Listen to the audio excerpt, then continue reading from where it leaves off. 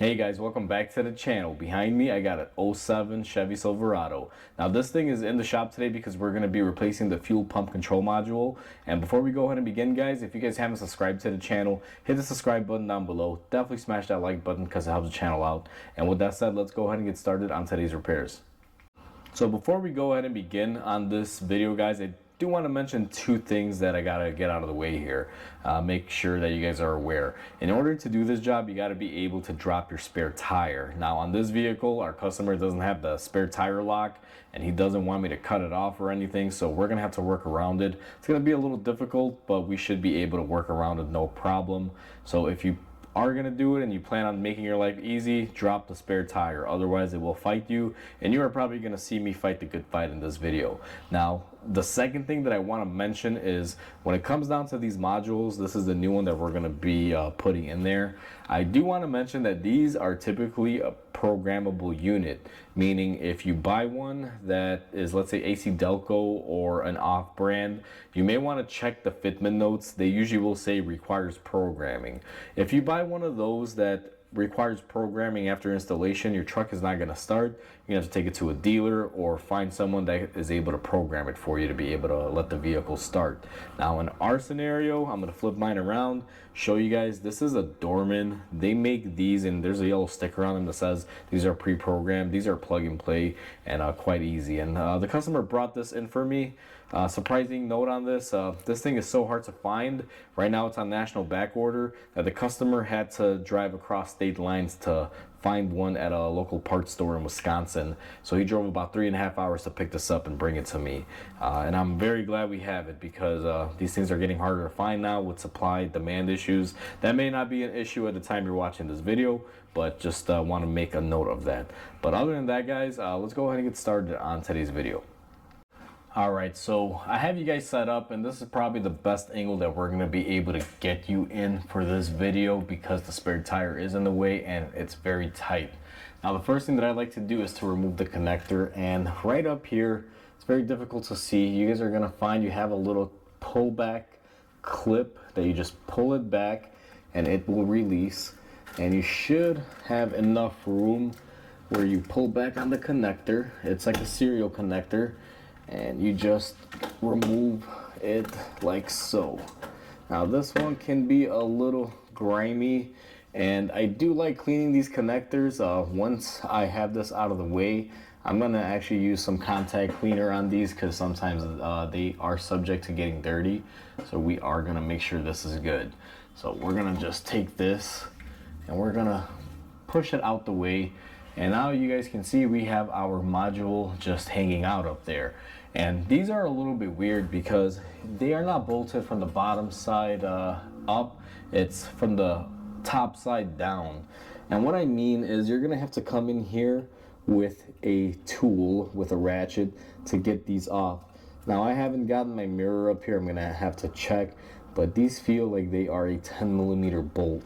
And I'm gonna go ahead and check them out, verify what they are. And there's going to be 3 of these on here. You have one up here, and then there's going to be 2 more on the back end. So give me a second, guys. I'm going to get some tools and we'll get this thing out of here. So I went ahead and I looked this over with my mirror. These are 10mm bolt heads.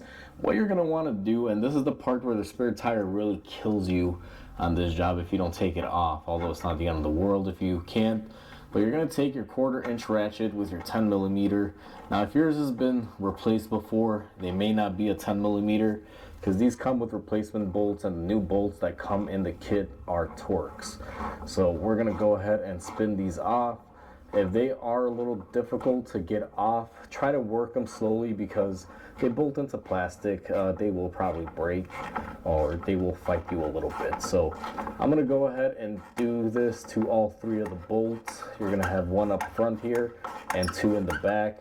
I will tell you that the back ones can be a little bit of a pain, but from the driver's side, I'm able to touch them and gain pretty good access. And since I can't really film this that great, I'm going to go ahead and cut the clip here and unbolt our module.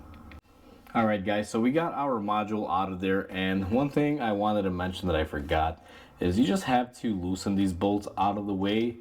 And what you do is once you loosen them, you shift the computer over, and you guys can see there's a big opening, and you can just slide it back in and out. So as far as removal and install, I'll show you on this one. With the bolts attached on there, you just line it up, push it into place, and then you can remove it with everything installed. So you don't have to remove the hardware all the way. I forgot to mention in the previous clip. So all you're looking to do is just crack them loose about 1/4 of an inch, and you should be able to get it out. So we got our old module out of our truck, guys, and I figured I'd show you and explain why these fail. And the key component is back here. Now in the side of the truck, this thing is sitting upside down, so the metal part is facing up. And I guess GM thought, hey, this is going to be a secure way to attach this, but it's not. What winds up happening is the seal for this front cover, which you guys can see is bolted on, and then the other side is plastic, sits right up here. So if this thing is sitting underneath your bed, water gets on here, dirt, the seals wear out over time, and that water has a tendency to seep in here and cause some damage on them. And another big part that can happen is these connectors can get water or damage in there. Now if you look at the old ones, these are actually in really good shape. I didn't have any connection issues. I know that this thing internally has failed because I did a powers and grounds check, and I was just having some issues. It wasn't really grounding out correctly. So something inside here, not exactly sure, was causing it to go bad. I really don't know what the inner workings of this are. I'm sure it's some sort of board with relays and switches and stuff like that. But either way, guys, just wanted to explain to you why these fail, because it's not a great design. This, in my personal opinion, would have probably been better suited if they put it inside of the cab somewhere, or at least on an area where it's not right up underneath the wheels and susceptible to the weather, salt, water, and everything that, you know, this truck can endure or go through. So this is really not a great design. They should have just put this somewhere else, in my opinion. So I just want to share this information with you guys. Now let's go ahead and go back to the truck, and we're going to reinstall our new one.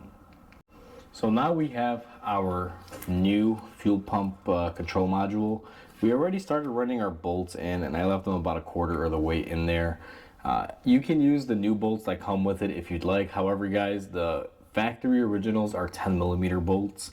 This aftermarket computer came with a aftermarket bolt which was in a torque sizing, which is not really favorable when you're in tight quarters. Torque bits are really long, so I opted to reuse these original bolts. I just cleaned them up, and what I'm gonna do is take my computer, and the hard part on this, and see if I can get in here, is just to get these all into position.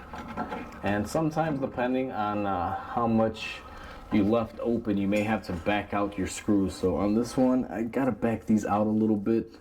I went and closed them down just a bit too much here. So let me see if I can grab my ratchet and just give them a little bit of more spacing, because as it rusts, you will need a little bit more over the years. So let's try this again here.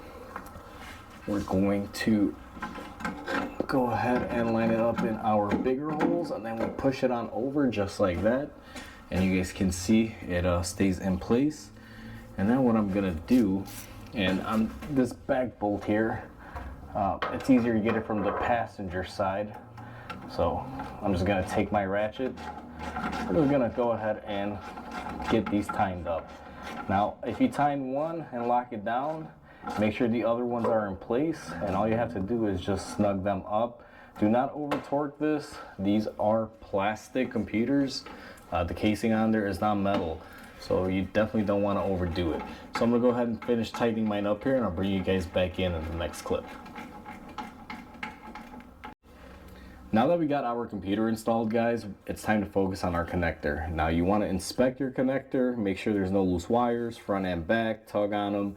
Make sure you got no corrosion in here, and nothing is green. Now I've already gone ahead and I checked out my connector pack. One good thing to do here is, if you guys have electrical contact cleaner, is to go ahead and spray this all down and clean up your connector area. And what you have to do after you do that is basically just blow it out with some air, make sure nothing remains, and then you can proceed to plug it in.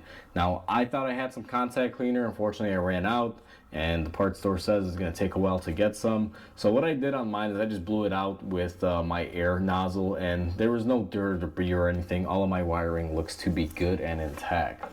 So what I'm going to do is go ahead and take it. Now this connector, you just push it into place like that. And what you're supposed to do is go ahead and push this tab back, and the spare tire will kind of be in my way here, and make sure you lock it, and it'll suck itself inward and lock into position as you push that connector lock forward. And just like that, guys, that's how you replace your fuel control module on a Chevy Silverado. So we are all set and done. Our control module is plugged in. At this point, if you guys bought a control module that is pre-programmed, you should be able to just get in the truck, crank it up, and it starts right up without any issues. For those of you that bought a module that requires programming, this is a step that you have to program it. Now in my scenario, we have the pre-programmed module, so all we have to do is crank it up and start driving it. And I already went ahead and I did that. Started it up on my lift here, and it's actually running very beautifully. The engine has smoothed out quite a bit, so this module was definitely in need of replacing. So I just want to share this information with you guys so you guys know what to expect with this. And aside from that, at this point we're done. It's a done deal. She is in, she is running, she's ready for the road. It's just that easy to replace this on all of these GM trucks, guys. Whether you drive a Chevy Silverado, a GMC pickup, or anything along the Chevy lines. And I believe this covers 1500s all the way to 3500s, if I'm not mistaken. They're all similar in this regard, unless you're driving a diesel. That's obviously a whole different sort of setup there. But for the most part, gas engines, they will be running this. And it's quick, simple, and easy, as you guys saw. As long as you crack those bolts loose, you can get the module out, and the module comes off without really much of a fight. So hopefully you guys enjoyed this video. Please comment, like, and subscribe, because it definitely helps the channel grow, guys. Hope you guys have a wonderful day, and I'll catch you guys on the next video.